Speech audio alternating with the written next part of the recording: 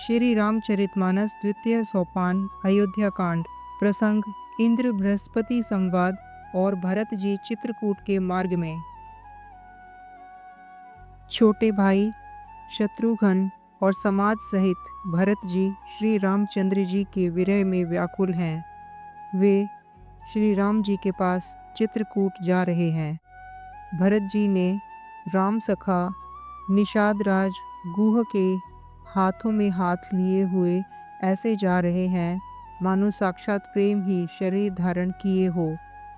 न तो उनके पैरों में जूते हैं और न सिर पर छाया। उनका प्रेम नियम व्रत और धर्म सच्चा है। वे सखा निषाद राज से लक्ष्मण जी श्री रामचंद्र जी और सीता जी के रास्ते की बातें पूछते हैं और वह कोमल वाणी से कहता है। श्री रामचंद्र जी के ठहरने की जगह और वृक्षों को देखकर उनके हृदय में प्रेम रोके नहीं रुकता। भरत जी की यह दशा देखकर देवता फूल बरसाने लगे। पृथ्वी कोमल हो गई और मार्ग मंगल का मूल बन गया। बादल छाया किए जा रहे हैं।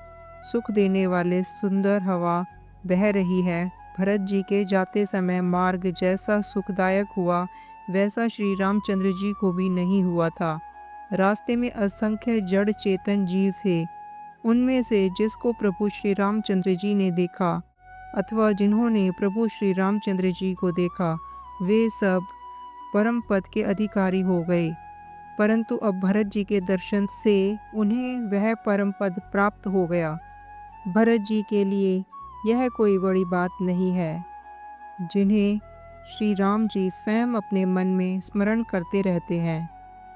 जगत में जो भी मनुष्य एक बार राम कह लेता है वे भी तरने तारने वाले हो जाते हैं। फिर भरत जी तो श्री रामचंद्र जी के प्यारे तथा उनके छोटे भाई ठहरे। तब भला उनके लिए मार्ग मंगलदायक कैसे न हो। सिद्ध साधु और श्रेष्ठ मुनि ऐसा कह रहे हैं और भरत जी को देखकर हृदय में हर्ष लाभ करते हैं। भरत जी के प्रभाव को देखकर देवता इंद्र को सोच हो गया कि कहीं उनके प्रेमवश श्री राम जी लौट न जाएं और हमारा बना बनाया काम बिगड़ जाए। संसार भले के लिए भला और बुरे के लिए बुरा है। मनुष्य जैसा आप होता है जगत उसे वैसा ही दिखता है। उसने गुरु बृहस्पति जी से कहा, हे प्रभु, वही उपाय कीजिए जिससे श्री रामचंद्र जी और भरत जी की भेंट ही न हो। श्री रामचंद्र जी संकोची और प्रेम के वश हैं और भरत जी प्रेम के समुद्र हैं। बनी बनाई बात कहीं बिगड़ न जाए, इसलिए कुछ छल ढूंढकर उसका उपाय कीजिए। इंद्र के वचन सुनते ही देव गुरु बृहस्पति जी मुस्कुराए। उन्होंने 1000 नेत्रों वाले इंद्र को ज्ञान रूपी नेत्रों के रहित मूर्ख समझा और कहा, हे देवराज, माया के स्वामी श्री रामचंद्र जी के सेवक के साथ कोई माया करता है तो वह उलटकर अपने ही ऊपर आ पड़ती है। पिछली बार तो श्री रामचंद्र जी का रुख जानकर कुछ किया था, परंतु इस बार कुचाल करने से हानि ही होगी। हे देवराज, श्री रघुनाथ जी का स्वभाव सुनो। वे अपने प्रति किए हुए अपराध से कभी रुष्ट नहीं होते, पर जो कोई उनके भक्तों का अपराध करता है वह श्री राम की क्रोध अग्नि में जल जाता है। लोक और वेद दोनों में कथा प्रसिद्ध है।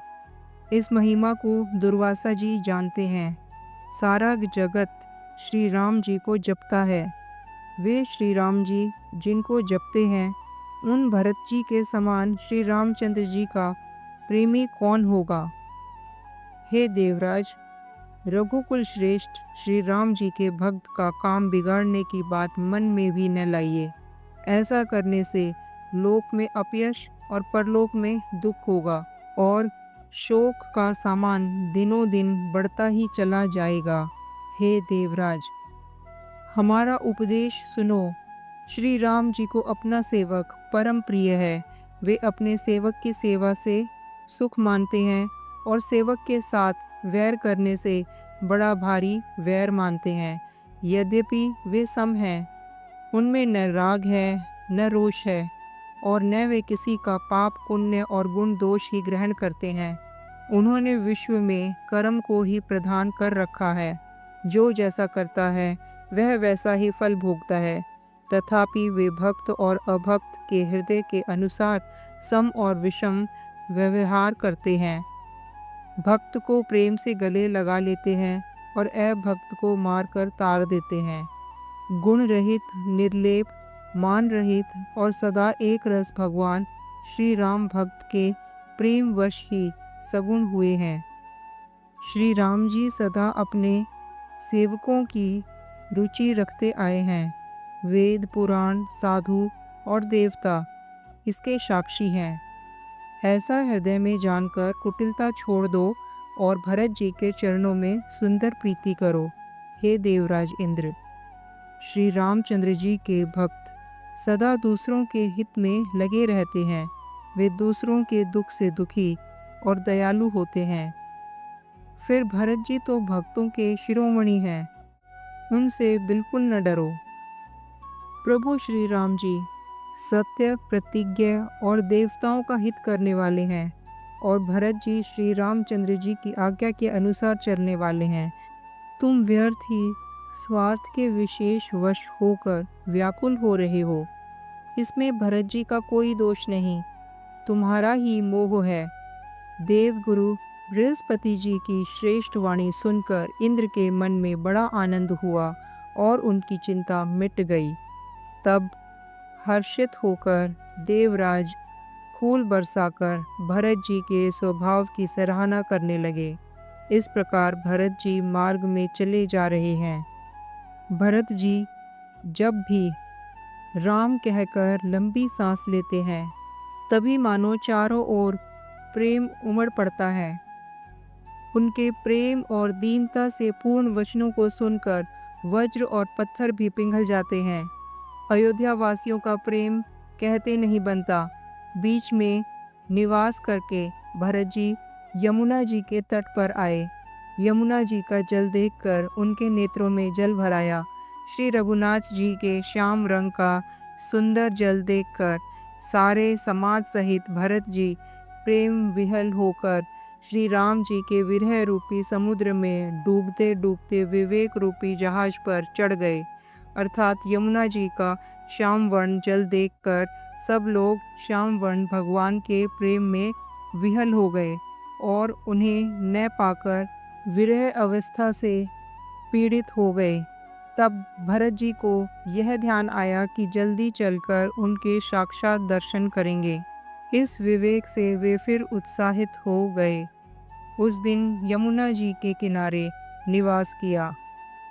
समय अनुसार सबके लिए खान पान आदि की सुंदर व्यवस्था हुई। निषाद राज का संकेत पाकर रात ही रात में घाट घाट की अगिनत नावें वहां आ गई, जिसका वर्णन नहीं किया जा सकता। सवेरे एक ही खेमे में सब लोग पार हो गए और श्री रामचंद्र जी के सखा निषाद राज की इस सेवा से संतुष्ट हुए।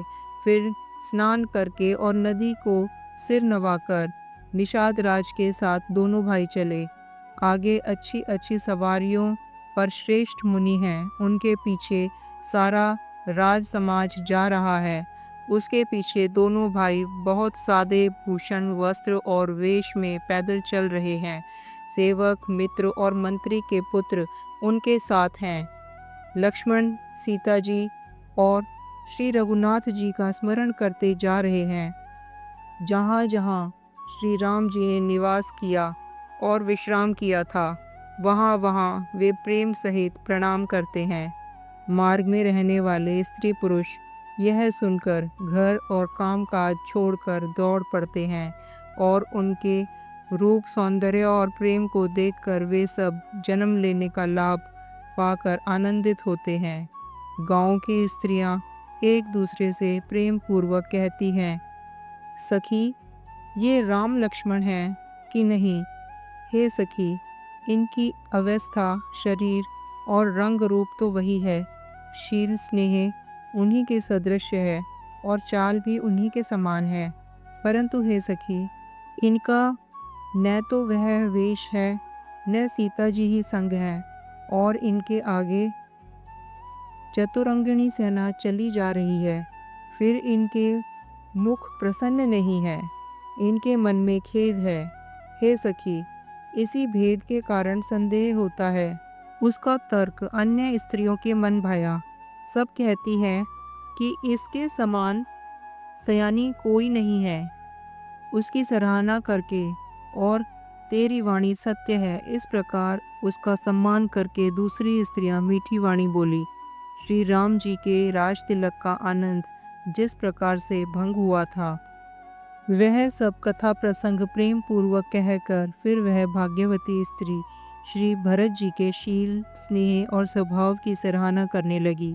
वह बोली, देखो, ये भरत जी पिता के दिए हुए राज्य को त्याग कर पैदल चले और फलाहार करते हुए श्री राम जी को मनाने के लिए जा रहे हैं।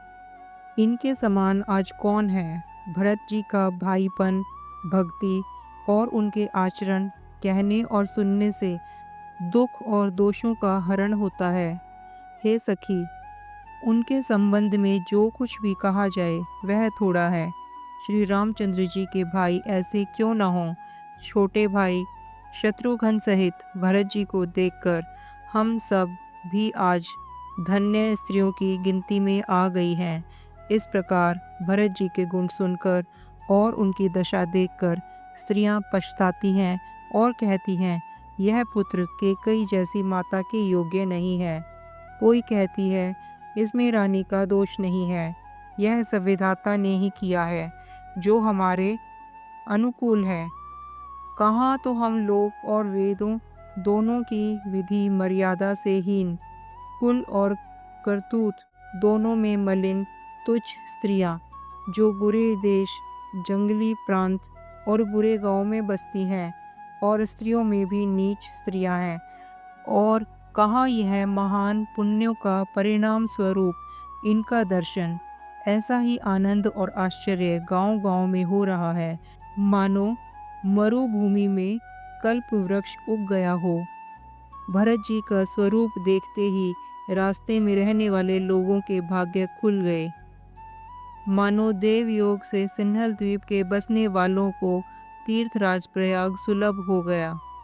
इस प्रकार अपने गुणों सहित श्री रामचंद्र जी के गुणों की कथा सुनते और श्री रघुनाथ जी को स्मरण करते हुए भरत जी चले जा रहे हैं।